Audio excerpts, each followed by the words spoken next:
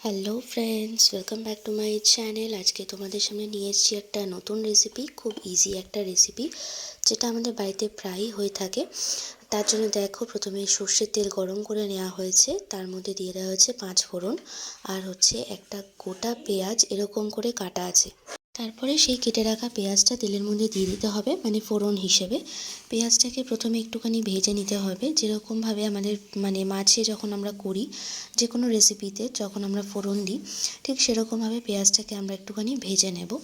পেঁয়াজটা যখন মিডিয়ামভাবে ভাজা হয়ে যাবে, তখন দেখেই বুঝতে পারবে যে পেঁয়াজটা রং ছেড়ে দিয়েছে। আর আমার এই রেসিপিটা আমাদের শীতকালে হয়ে থাকে, কারণ শীতকালে অনেক রকমের সবজি পাওয়া যায়, স্পেশালি মূলো, এগুলো তো পাওয়া যায়। তো তারপরে আমরা এখানে দিয়ে দেবো আলু, কেটে রাখা আলুটাকে লম্বা করে কেটে রাখা আছে, যেরকমভাবে আমরা মাছের ঝোলে আলু কাটি, ঠিক সেরকমভাবে কেটে রাখা হয়েছে লম্বা করে। তারপরে আলুটাকে সামান্য ভেজে নিতে হবে।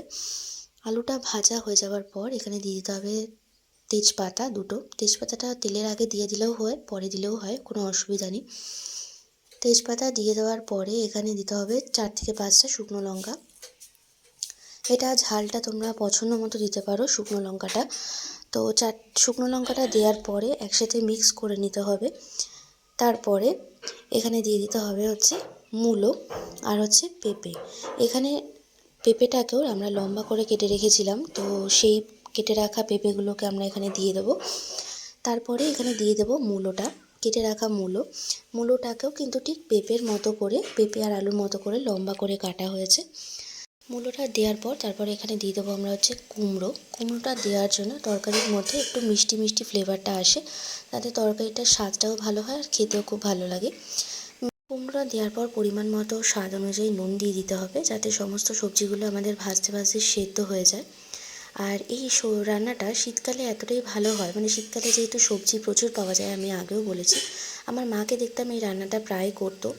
আর রুটি, পরোটা সমস্ত কিছু দিয়ে কিন্তু রান্নাটা খুবই ভালো যায়। তার মধ্যে পরিমাণ মতো হলুদ গুঁড়ো আর জিরে গুঁড়ো দিয়ে ভালো করে মিক্স করতে হবে।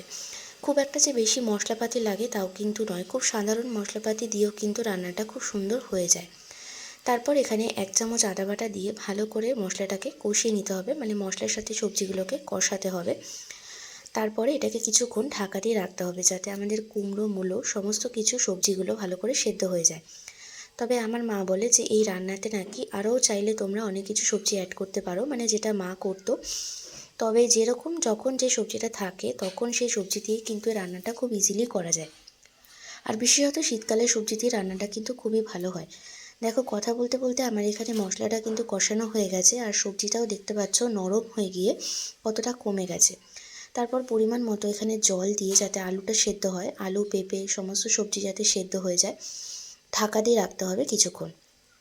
ঢাকনাটা খোলার পরে আমরা এখানে মাছের মাথা দিয়ে দেবো। এটা মাছের মাথাটাকে আগে থেকে ভেজে রাখা হয়েছিল। মাছের মাথাটাকে দিয়ে ভালো করে ভেঙে দিতে হবে, যাতে মাছের মাথার যে টেস্টটা সেটা তরকারির মধ্যে চলে আসে।